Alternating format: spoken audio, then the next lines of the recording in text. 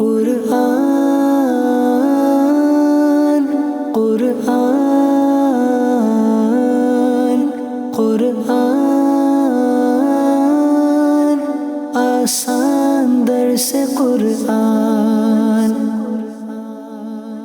الحمدللہ رب العالمین والصلاة والسلام علی سید المرسلین، اما بعد فاعوذ باللہ من الشیطان الرجیم، بسم اللہ الرحمن الرحیم۔ الصلاة والسلام علیک یا رسول اللہ وعلی آلک واصحابک یا حبیب اللہ۔ الصلاة والسلام علیک یا نبی اللہ وعلی آلک واصحابک یا نور اللہ۔ سلسلہ ہے آسان درس قرآن۔ آج سورۃ البقرہ کی آیت نمبر 246 سے قرآن پاک کا درس سنیں گے۔ اس آیت مبارکہ سے ایک قصہ شروع ہوتا ہے اور بنی اسرائیل کے واقعات میں سے یہ بڑا مشہور واقعہ ہے، بڑا مشہور قصہ ہے، جس کا اختتام طالوت اور جالوت کے واقعے پر ہوتا ہے، اور پھر اس سے آگے حضرت داؤد علیہ السلام کا بھی ساتھ میں تذکرہ موجود ہے۔ ارشاد ہوتا ہے، بسم اللہ الرحمن الرحیم، الم تر الی الملأ من بنی اسرائیل من بعد موسیٰ اذ قالوا لنبی لہم ابعث لنا ملکا نقاتل فی سبیل اللہ۔ اے حبیب، کیا تم نے بنی اسرائیل کے ایک گروہ کو نہ دیکھا جو موسیٰ کے بعد ہوا، جب انہوں نے اپنے ایک نبی سے کہا کہ ہمارے لیے ایک بادشاہ مقرر کر دے تاکہ ہم اللہ کی راہ میں لڑیں۔ قال هل عصیتم ان کتب علیکم القتال الا تقاتلوا قالوا وما لنا الا نقاتل فی سبیل اللہ وقد اخرجنا من دیارنا وابنائنا۔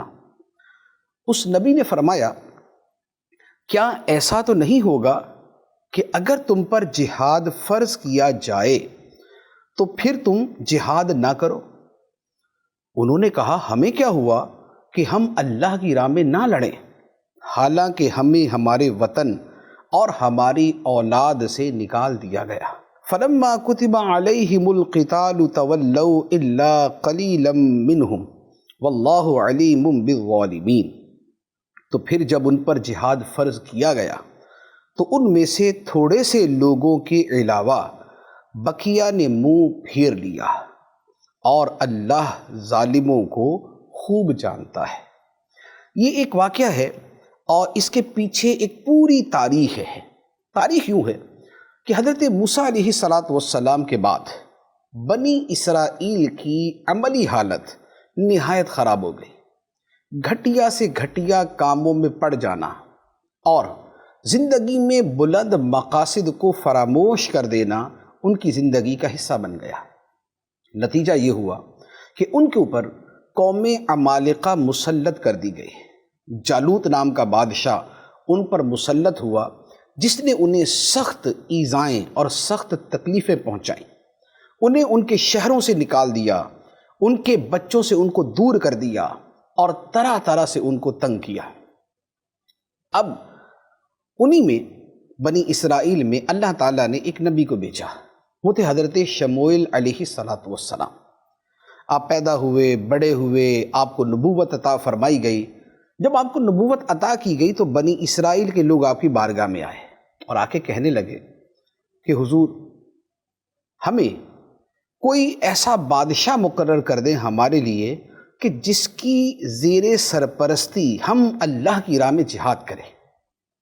حضرت شموئیل علیہ السلام چونکہ اپنی قوم کو جانتے تھے، بنی اسرائیل کی تاریخ کو بھی جانتے تھے، تو آپ نے ان سے فرمایا کہ کیا ایسا تو نہیں ہوگا کہ اگر تم پہ جہاد کا حکم بھیجا گیا، بادشاہ مقرر کیا گیا، جہاد کا حکم دیا گیا، تو پھر تم منہ پھیر کے بیٹھ جاؤ کہ ہم تو نہیں لڑتے، بزدلی دکھاؤ، منہ پھیرو۔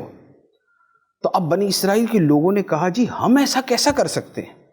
ہمیں ہمارے گھروں سے نکالا گیا، ہمیں وطن سے دور کر دیا گیا، ہمیں ہمارے بچوں سے دور کر دیا گیا، ہم پہ تو ایسے ظلم ہوئے، ہمارے اندر تو ایک جذبہ اور ایک انتقام کا جوش بھرا ہوا ہے، تو یہ کیسے ہو سکتا ہے کہ ہمیں جہاد کا حکم دیا جائے اور ہم منہ پھیر کے بیٹھ جائیں؟ لیکن اللہ تعالیٰ فرماتا ہے، جب بنی اسرائیل پہ جہاد لازم کیا گیا، بادشاہ مقرر کر دیا گیا، جہاد کا حکم دیا گیا، تو ان کی اکثریت نے منہ پھیر لیا۔ تھوڑے سے لوگ جو تھے وہ تیار ہوئے، کتنے؟ 313 کے آس پاس بس، اور بقیہ نے منہ پھیر لیا۔ اور اللہ تعالیٰ فرماتا ہے کہ اللہ ظالموں کو خوب جانتا ہے۔ یہ ایک واقعہ جو ہے یہ اپنے اندر بہت سی نصیحتیں اور عبرتیں رکھتا ہے۔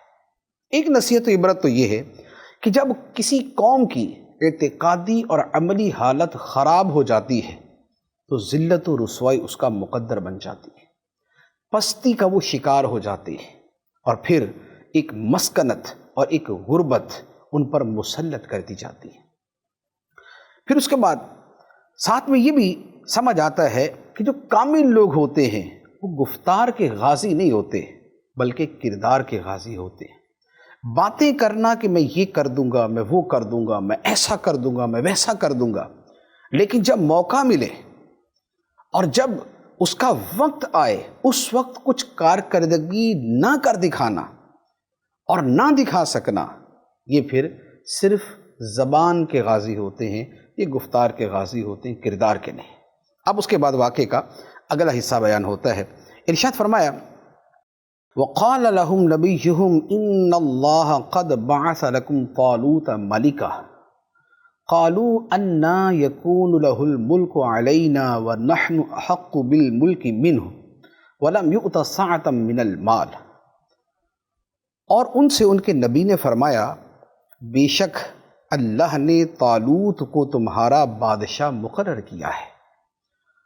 وہ لوگ کہنے لگے اسے یعنی طالوت کو ہمارے اوپر کہاں سے بادشاہی حاصل ہو گئی، حالانکہ ہم اس سے زیادہ سلطنت کے مستحق ہیں اور اسے مال میں بھی وسعت نہیں دی گئی۔ اللہ تعالیٰ فرماتا ہے قال ان اللہ اصطفاہ علیکم وزادہ بسطۃ فی العلم والجسم واللہ یؤتی ملکہ من یشاء واللہ واسع علیم۔ نبی نے فرمایا اسے طالوت کو اللہ نے تم پر چن لیا ہے اور اسے علم اور جسم میں کشادگی زیادہ دی ہے، اور اللہ جس کو چاہے اپنا ملک دے، اور اللہ وسعت والا علم والا ہے۔ اب واقعہ یہ ہوا کہ حضرت شموئیل علیہ السلام جن سے بنی اسرائیل نے درخواست کی تھی، انہوں نے لوگوں سے فرمایا کہ اللہ تعالیٰ نے تمہارے اوپر طالوت کو بادشاہ مقرر کیا ہے۔ طالوت بھی بنی اسرائیل کا فرد تھا، لیکن بات یہ تھی کہ جو بنی اسرائیل میں بادشاہت تھی وہ چلتی آ رہی تھی یہود بن یعقوب کی نسل سے، اور حضرت طالوت جو تھے یہ ان کی نسل میں سے نہیں تھے۔ تو بنی اسرائیل نے کہا کہ یہ ہمارے اوپر کہاں سے بادشاہ ہو گیا، اس سے زیادہ تو ہم بادشاہت کے مستحق، اس سے زیادہ تو ہم سلطنت کے مستحق ہیں، اس کے پاس مال تو ہے نہیں، غریب آدمی ہے، تو یہ کہاں سے ہمارے اوپر بادشاہ ہو گیا۔ تو حضرت شموئیل علیہ السلام نے جواب دیا کہ اللہ تعالیٰ نے اسے تم پر منتخب کیا ہے، یہ خدائی انتخاب ہے، اور اس کی خوبی یہ ہے کہ یہ علم میں بھی تم سے بڑھ کر ہے اور جسم اور طاقت اور زور کے اندر بھی تم سے زیادہ ہے۔ اور علم اور قوت یہ وہ چیزیں ہیں کہ جو بادشاہی کے ساتھ بڑی مناسبت رکھتی ہیں۔ پرلے درجے کا جاہل اگر بادشاہ مسلط ہو جائے گا تو ملک کا حال کیا کرے گا؟ اسی طرح اتنا کمزور کہ جس کی جو مطلوبہ صلاحیتیں ہیں اگر وہ استعمال نہ کر سکتا ہو تو کیا ملک چلائے گا؟ تو فرمایا کہ اللہ تعالیٰ نے اسے علم اور جسم میں کشادگی عطا فرمائی ہے۔ تو فرمایا کہ اللہ تعالیٰ جسے چاہے اپنا ملک عطا فرما دے۔ تو یوں حضرت طالوت جو ہے وہ بنی اسرائیل کے اوپر بادشاہ مقرر کر دیے گئے۔ اب جب بادشاہ مقرر ہو گئے، جب آپ نے بادشاہ ہونے کے اعتبار سے کلام کیا تو اب قوم نے کہا کہ اچھا چلیں یہ خدائی انتخاب ہے، اللہ تعالیٰ نے اسے ہمارے اوپر بادشاہ مقرر کیا ہے تو اس کی بادشاہت کی کوئی نشانی ہونی چاہیے۔ خدا کی طرف سے انتخاب ہے تو خدا اس کے بادشاہ ہونے کی کوئی نشانی بھی ہمیں دے دے۔ اب آگے اس کا بیان ہے، ارشاد ہوتا ہے وقال لهم نبيهم إن آية ملكه أن يأتيكم التابوت فيه سكينة من ربكم وبقية مما ترك آل موسى وآل هارون تحمله الملائكة إن في ذلك لآية لكم إن كنتم مؤمنين۔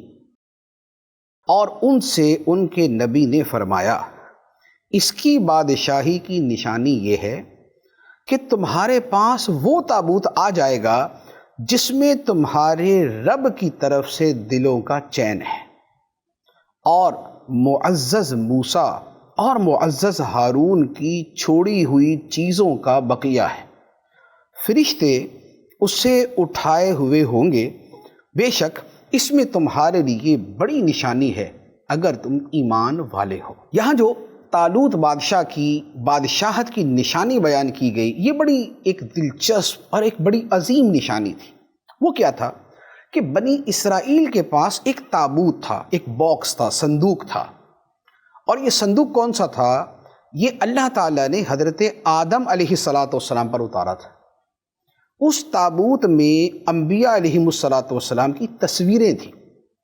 جیسے ہم فوٹو بناتے، تصویر بناتے ہیں، تو اس تابوت میں اللہ کے نبیوں کی تصویریں تھیں، لیکن یہ کسی بندے نے نہیں بنائی تھی، یہ اللہ تعالیٰ کی طرف سے بنی ہوئی تھی۔ اچھا، اس کے ساتھ اس میں کچھ اور بھی مقدس چیزیں تھیں۔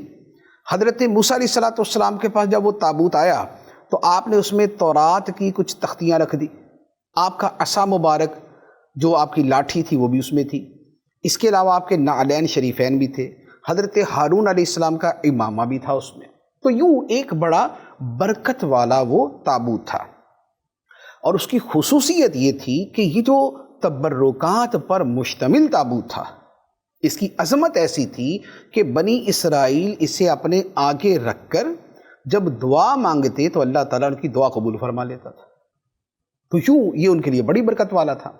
اب ہوا یہ کہ جب یہ قوم عمالقہ جالوت نے بنی اسرائیل پہ حملہ کیا تو یہ جو تابوت ہے یہ بھی ساتھ لے گئے۔ اچھا، تابوت ساتھ لے گئے اور اس کی انہوں نے کی توہین، گندگی کی جگہ پہ ڈال دیا، لیکن نتیجہ یہ ہوا کہ اس تابوت کو جو نبیوں کے تبرکات پر مشتمل تھا، ان تبرکات کی گستاخی کی وجہ سے جہاں جہاں اس کی بے ادبی ہوئی وہ بستی برباد ہو گئی۔ عمالقہ کی 5 بستیاں ہلاک ہو گئی اس تبرکات کی گستاخی کی وجہ سے۔ تو اب کیا ہوا؟ اب انہوں نے کہا کہ بھائی یہ تو مفت میں مصیبت میں پڑ گئے، اس کی وجہ سے اسے واپس بھجوا۔ تو انہوں نے کیا کیا کہ ایک بیل گاڑی کے اوپر تابوت رکھا اور اسے چھوڑ دیا۔ تو وہ جو بیل گاڑی تھی اسے چلاتے ہوئے اللہ کے فرشتے لے کے آئے۔ اب ادھر حضرت شموئیل علیہ السلام نے قوم سے فرمایا تھا کہ طالوت بادشاہ کی بادشاہت کی نشانی ہے، وہ تابوت ہے جس میں تمہارے رب کی طرف سے دلوں کا چین ہے۔ تو ادھر آپ نے یہ نشانی بیان فرمائی اور ادھر سے فرشتے وہ تابوت لے کر بھی پہنچ گئے۔ تو اب یہ جب تابوت سامنے آیا تو اب قوم نے مان لیا کہ ہاں واقعی طالوت ہمارا بادشاہ ہے اور یہ اللہ کی طرف سے ہمارا بادشاہ کہ اتنی عظیم شے ہمیں نصیب ہو گئی۔ تو یہ ہے وہ واقعہ کہ جس کا یہاں پر بیان ہوا۔ اچھا، اب اس کے ضمن میں جتنی چیزیں سامنے آ رہی ہیں بڑی واضح سی ہیں کہ اللہ کے پیارے بندوں سے نسبت رکھنے والی چیز کی بڑی قدر ہوتی ہے، اس کی بڑی عظمت ہوتی ہے۔ موسیٰ علیہ السلام کا عصا تھا، آپ کے نعلین شریفین، آپ کے جوتے مبارک تھے، ہارون علیہ السلام کا امامہ تھا، اور اس طرح کی دیگر چیزیں تھیں۔ تو اب اللہ تعالیٰ نے ان چیزوں کی وجہ سے اس تابوت کو کیسا برکتوں والا بنایا۔ یہی وہ چیز ہے کہ جسے ہم کہتے ہیں تبرکات۔ مدینے کی چیزیں برکت والی ہیں، ولیوں سے نسبت والی چیزیں برکت والی ہیں، ولیوں کے مزارات جو ہیں وہ برکت والے ہیں۔ تو یہ جو تبرکات کا اور تبرک کا اور جو برکت کا مفہوم ہے یہ ان آیات سے بہت اچھے طریقے سے واضح ہو جاتا ہے۔ اب ہوا یہ کہ بادشاہ مان لیا، اب یہ سارا یہ والا چیپٹر جو ہے یہ کلوز ہو گیا۔ اب آئی جنگ کی باری۔ جب جنگ کی باری آئی تو کیا ہوا، اس پر بھی ایک پورا واقعہ ہے کہ طالوت نے اپنی قوم سے کہا کہ چلو بھی اب نکلتے ہیں اب جالوت سے مقابلے کے لیے۔ تو اب 70,000 افراد کو انہوں نے تیار کیا، 70,000 افراد کا لشکر تیار ہوا۔ اب اس کے بعد واقعہ کیا ہوا، اللہ تعالیٰ ارشاد فرماتا ہے فَلَمَّا فَصَلَ طَالُوتُ بِالْجُنُودِ قَالَ إِنَّ اللَّهَ مُبْتَلِيكُمْ بِنَهْرٍ فَمَنْ شَرِبَ مِنْهُ فَلَيْسَ مِنِّي وَمَنْ لَمْ يَطْعَمْهُ فَإِنَّهُ مِنِّي إِلَّا مَنِ اغْتَرَفَ غُرْفَةً بِيَدِهِ فَشَرِبُوا مِنْهُ إِلَّا قَلِيلًا مِنْهُمْ۔ پھر جب طالوت لشکروں کو لے کر شہر سے جدا ہوا تو اس نے کہا بے شک اللہ تمہیں ایک نہر کے ذریعے آزمانے والا ہے، تو جو اس نہر سے پانی پیے گا وہ میرا نہیں ہے، اور جو اس سے نہیں پیے گا وہ میرا ہے، سوائے اس کے جو ایک چلو اپنے ہاتھ سے بھر لے۔ تو لوگوں میں سے تھوڑے سے لوگوں کے علاوہ سب نے اس نہر سے پانی پی لیا۔ اب کیا ہوا؟ فرمایا فَلَمَّا جَاوَزَهُ هُوَ وَالَّذِينَ آمَنُوا مَعَهُ قَالُوا لَا طَاقَةَ لَنَا الْيَوْمَ بِجَالُوتَ وَجُنُودِهِ قَالَ الَّذِينَ يَظُنُّونَ أَنَّهُمْ مُلَاقُو اللَّهِ كَمْ مِنْ فِئَةٍ قَلِيلَةٍ غَلَبَتْ فِئَةً كَثِيرَةً بِإِذْنِ اللَّهِ وَاللَّهُ مَعَ الصَّابِرِينَ۔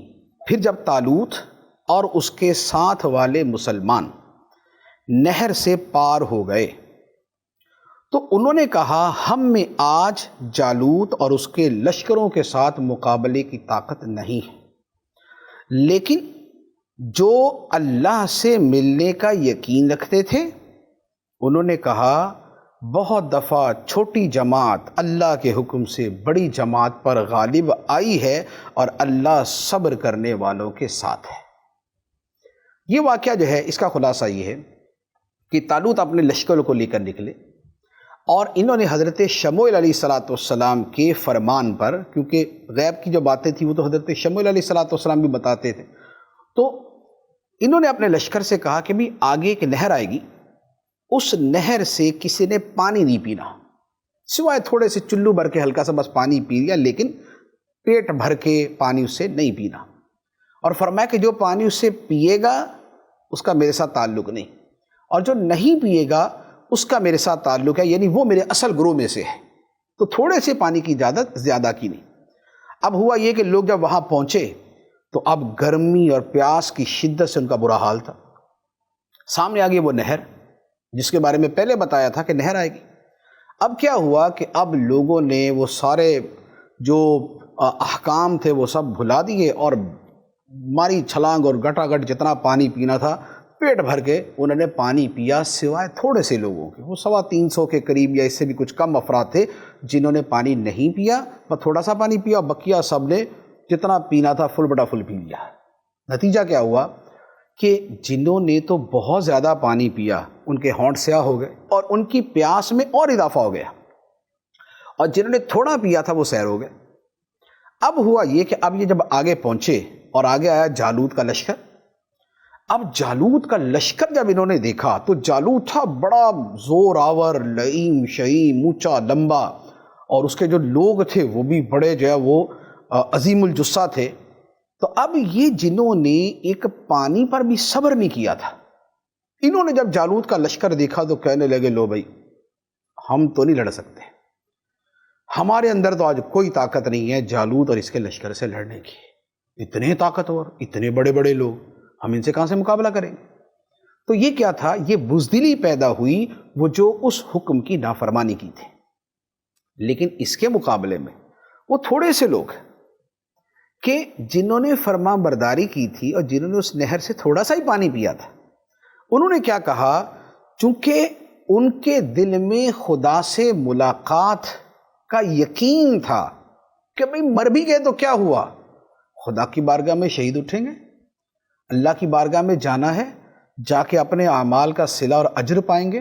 تو جن کا خدا پہ پورا یقین تھا، اعلیٰ درجے کا یقین تھا، تو انہوں نے کہا کہ بھائی بارہا ایسا ہوا ہے، کئی مرتبہ ایسا ہوا ہے، چھوٹا سا گروہ ہوتا ہے اللہ کے حکم سے بڑے بڑے گروہوں پہ غالب آ جاتا ہے۔ یہ تو خدا کی قدرت ہے، قلت و کثرت کا مسئلہ نہیں، چھوٹا گروہ اللہ کے اذن سے خدا کے حکم سے بڑے گروہ پہ غالب آتا رہا ہے، اور اللہ صبر کرنے والوں کے ساتھ ہے، خدا ڈٹ جانے والوں کے ساتھ ہے، خدا استقامت دکھانے والوں کے ساتھ ہے۔ تو یہ جو چھوٹا گروہ تھا تو اس نے اپنے ایمانی جذبے کا اظہار کیا۔ اب کیا ہوا، اب جب آمنا سامنا ہوا لشکر کا، اب جالوت کا لشکر آ گیا، یہ بھی آ گیا، اب کیا ہوا، اللہ تعالیٰ فرماتا ہے وَلَمَّا بَرَزُوا لِجَالُوتَ وَجُنُودِهِ قَالُوا رَبَّنَا أَفْرِغْ عَلَيْنَا صَبْرًا وَثَبِّتْ أَقْدَامَنَا وَانصُرْنَا عَلَى الْقَوْمِ الْكَافِرِينَ۔ پھر جب وہ جالوت اور اس کے لشکروں کے سامنے آئے تو انہوں نے عرض کی، اے ہمارے رب، ہم پر صبر ڈال دے اور ہمیں ثابت قدمی عطا فرما، اور کافر قوم کے مقابلے میں ہماری مدد فرما۔ یہ تھا ایمان والوں کا اور یقین والوں کا رب کی بارگاہ میں فریاد کرنا، اے اللہ ہم پہ صبر ڈال دے، استقامت ڈال دے، حوصلہ ہمیں عطا فرما، ثابت قدمی عطا فرما، اور ان کافروں کے مقابلے میں ہمیں اپنی تائید، اپنی حمایت اور اپنی نصرت عطا فرما۔ تو جب یہ جو تھوڑے سے افراد تھے جن کا جذبہ ایمانی بلند تھا اور جن کا خدا پہ توکل مضبوط تھا، جب یہ ڈٹ گئے تو اللہ تعالیٰ فرماتا ہے فَحَزَمُوهُمْ بِإِذْنِ اللَّهِ وَقَتَلَ دَاوُودُ جَالُوتَ وَآتَاهُ اللَّهُ الْمُلْكَ وَالْحِكْمَةَ وَعَلَّمَهُ مِمَّا يَشَاءُ وَلَوْلَا دَفْعُ اللَّهِ النَّاسَ بَعْضَهُمْ بِبَعْضٍ لَفَسَدَتِ الْأَرْضُ وَلَكِنَّ اللَّهَ ذُو فَضْلٍ عَلَى الْعَالَمِينَ۔ تو انہوں نے یعنی طالوت کے لشکر والوں نے اللہ کے حکم سے دشمنوں کو بھگا دیا، اور داؤد نے جالوت کو قتل کر دیا، اور اللہ نے داؤد کو سلطنت اور حکمت عطا فرمائی اور اسے جو چاہا سکھا دیا۔ اور اگر اللہ لوگوں میں سے ایک کے ذریعے دوسرے کو دفع نہ کرے تو ضرور زمین تباہ ہو جائے، مگر اللہ سارے جہان پر فضل کرنے والا ہے۔ تو اب واقعہ یہ ہوا کہ جب لشکر کا مقابلہ ہوا تو یہ جو مسلمانوں کا لشکر تھا اس نے کافروں کے لشکر کو شکست دے دی۔ ایک اس کے اندر بڑا اہم واقعہ تھا جس کا یہاں پر بیان ہوا، وہ یہ تھا کہ جو جالوت بادشاہ تھا جب وہ میدان میں آیا تو چونکہ ایک بادشاہ کا اپنا ایک روب ہوتا ہے، پھر اس کا ایک اپنا لباس ہوتا ہے، پھر اس کا ایک اپنا جسہ اور اس کا ایک جسم تھا، تو اسے دیکھ کے تو اچھے جو ہے وہ گھبرا گئے کہ اس سے مقابلہ کیسے کریں، اور اس نے آ کے پکارا کوئی ہے میرے مقابلے میں آنے والا؟ تو اب یہ جو طالوت بادشاہ تھے انہوں نے اپنے لشکر میں اعلان کیا کہ جو شخص اسے شکست دے دے اور اسے مار دے، میں اپنی بیٹی کا نکاح بھی اس سے کروں گا اور اپنی آدھی سلطنت بھی اسے دے دوں گا۔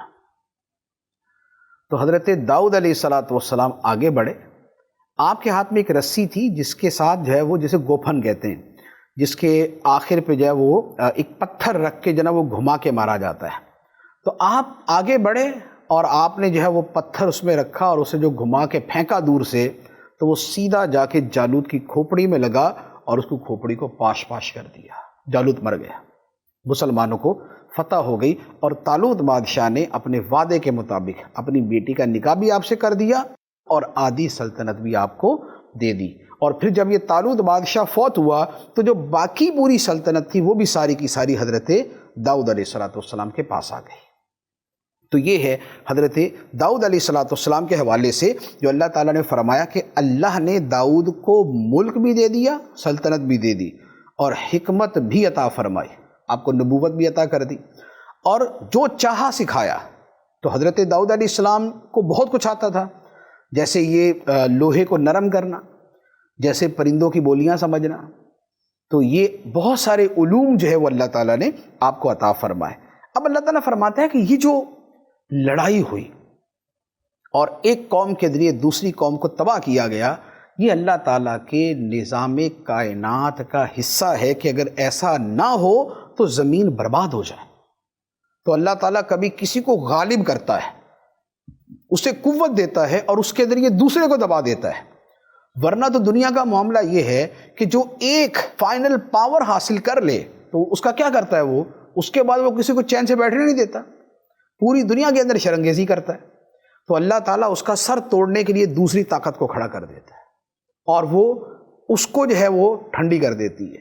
پھر جب یہ فرعونیت پہ آئے تو اللہ تعالیٰ تیسری طاقت کو کھڑا کر دیتا ہے اور اس کے ذریعے اس دوسری طاقت کو ٹھنڈا کر دیتا ہے۔ تو فرمایا کہ یہ خدا کا نظام ہے، یہ خدا کا نظام ایک تکوین ہے۔ اللہ تعالیٰ جہان پر بڑے فضل کرنے والا ہے۔ اب اس کے بعد اللہ تعالیٰ فرماتا ہے تِلْكَ آیات اللہ نتلوها علیک بالحق وَإِنَّكَ لَمِنَ الْمُرْسَلِينَ، یہ اللہ کی آیتیں ہیں جو اے حبیب ہم آپ کے سامنے حق کے ساتھ پڑھتے ہیں، اور بے شک تم رسولوں میں سے ہو۔ تم رسولوں میں سے ہو کہ تم نے کسی تاریخ دان کی صحبت اختیار نہیں کی، کوئی پرانی کتابیں نہیں پڑھی، لیکن جو پرانے زمانے کے واقعات ہیں وہ خدا کی وحی کے ذریعے لوگوں کے سامنے بیان کر رہے ہو۔ تو یہ واقعات کا بیان جو ہے یہ نبی پاک صلی اللہ تعالیٰ علیہ وآلہ وسلم کی نبوت کی دلیل بھی ہے۔ اس کے بعد ارشاد ہوتا ہے، فرمایا تِلْكَ الرُّسُلُ فَضَّلْنَا بَعْضَهُمْ عَلَى بَعْضٍ مِّنْهُمْ مَنْ كَلَّمَ اللَّهُ وَرَفَعَ بَعْضَهُمْ دَرَجَاتٍ، یہ رسول ہیں، ہم نے ان میں سے ایک کو دوسرے پر فضیلت عطا فرمائی۔ ان میں سے کسی سے اللہ نے کلام فرمایا، اور کوئی وہ ہے جسے سب پر درجوں بلندی عطا فرمائی۔ وَآتَيْنَا عِيسَى ابْنَ مَرْيَمَ الْبَيِّنَاتِ وَأَيَّدْنَاهُ بِرُوحِ الْقُدُسِ، اور ہم نے مریم کے بیٹے عیسیٰ کو کھلی نشانیاں دی اور پاکیزہ روح سے اس کی مدد کی۔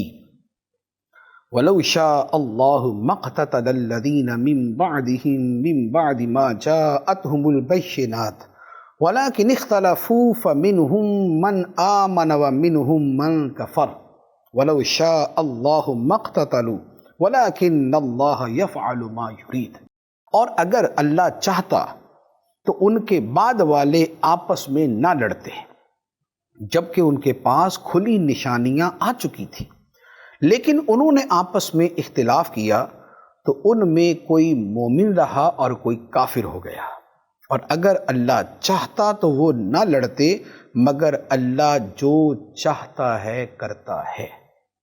یہ آیت مبارکہ بہت سے امور پر مشتمل ہے۔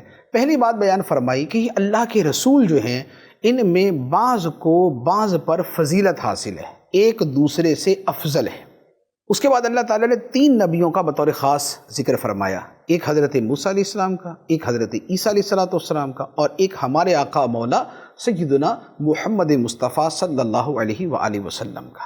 ہمارا عقیدہ یہ ہے کہ اللہ کے سارے نبی جتنے بھی ہیں، یہ سارے کے سارے نبی نبی ہونے میں برابر ہیں، نفس نبوت میں برابر ہیں، نبی ہونے میں برابر ہیں، لیکن اس کے ساتھ ان کے درجوں میں فرق ہے۔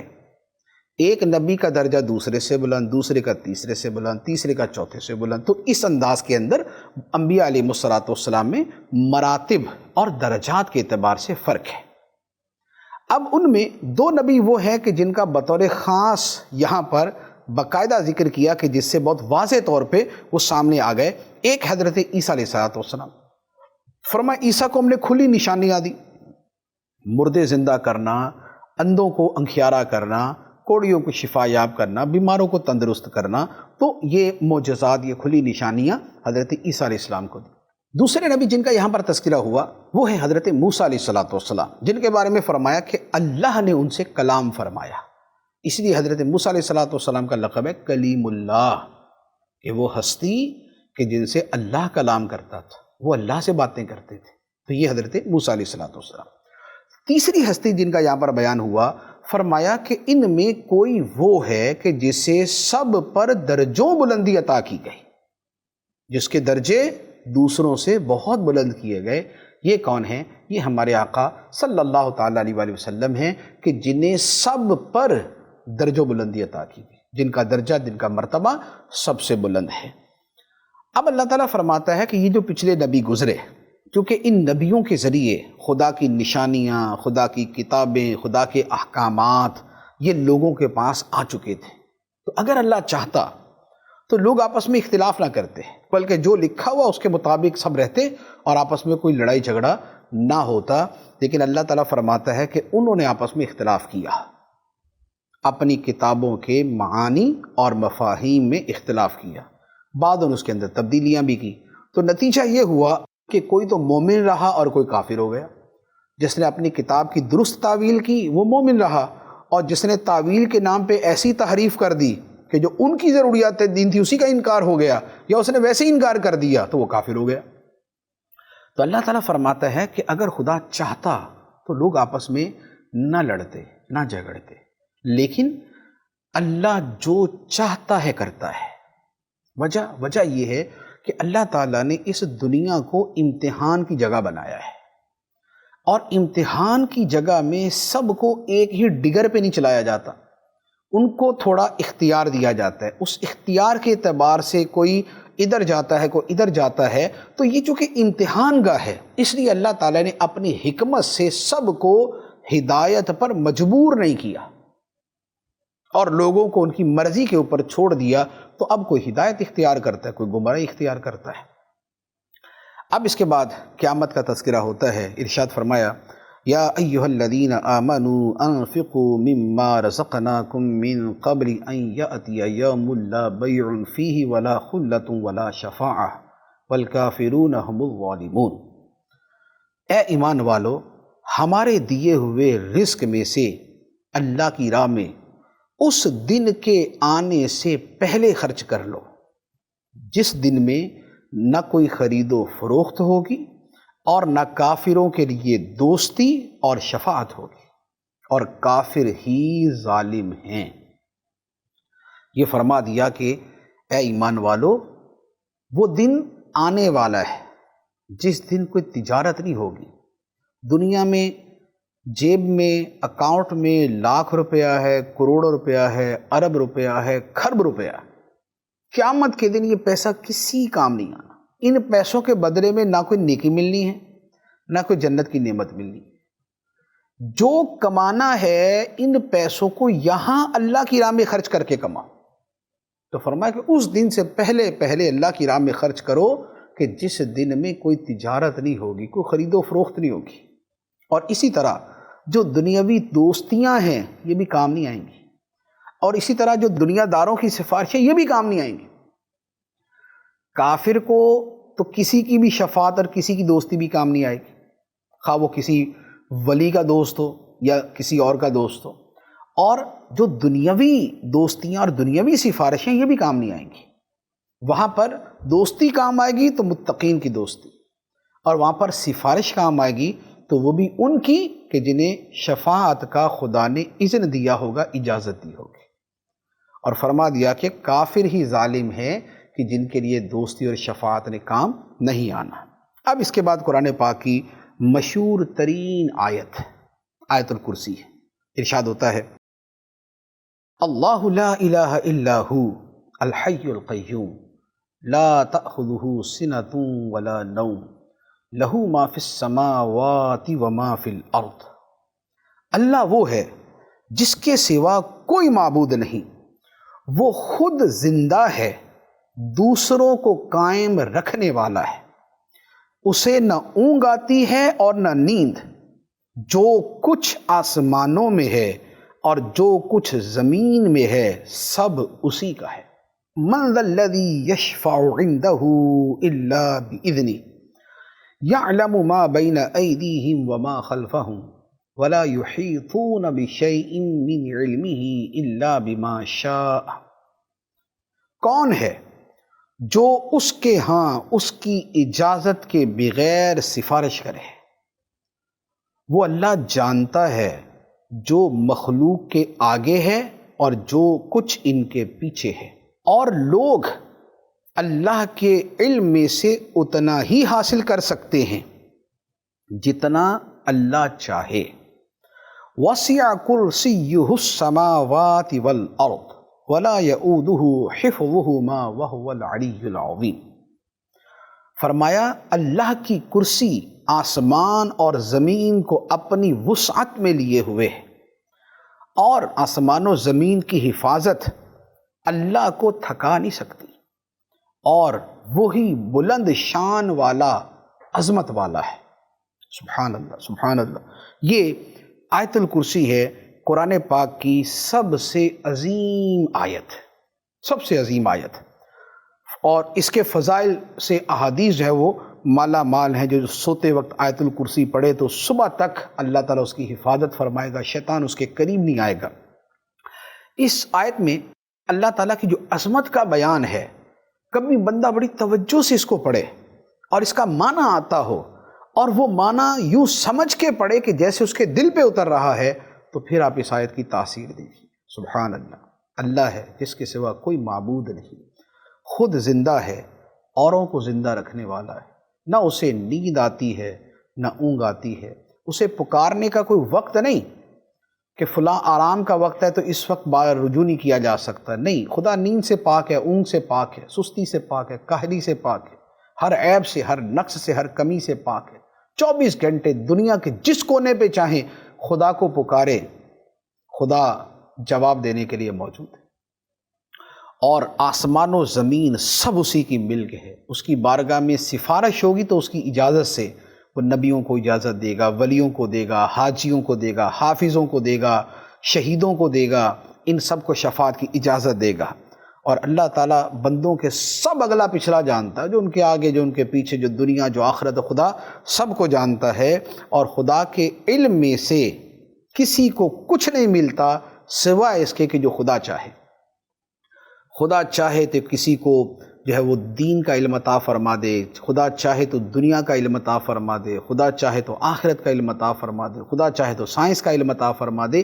یہ جس کو جو علم ملتا ہے یہ خدا کے علم سے اسے ملتا ہے، اور اللہ تعالیٰ ہر بندے کو اپنی شان اور اپنی مشیت کے مطابق عطا فرماتا ہے۔ نبیوں کو سب سے زیادہ علم عطا فرماتا ہے، اور سید الانبیاء ہمارے آقا صلی اللہ علیہ وآلہ وسلم، اللہ تعالیٰ نے کو ما کانا و ما یکون کا علم عطا فرمایا، اولین و آخرین کا علم عطا فرمایا۔ کائنات میں سب سے زیادہ علم اللہ تعالیٰ نے ہمارے نبی صلی اللہ علیہ وآلہ وسلم کو عطا فرمایا۔ اب اللہ تعالیٰ فرماتا ہے کہ اس کی کرسی نے آسمان و زمین کو اپنے گھیرے میں لیا ہوا ہے۔ اس کرسی سے کیا مراد ہے؟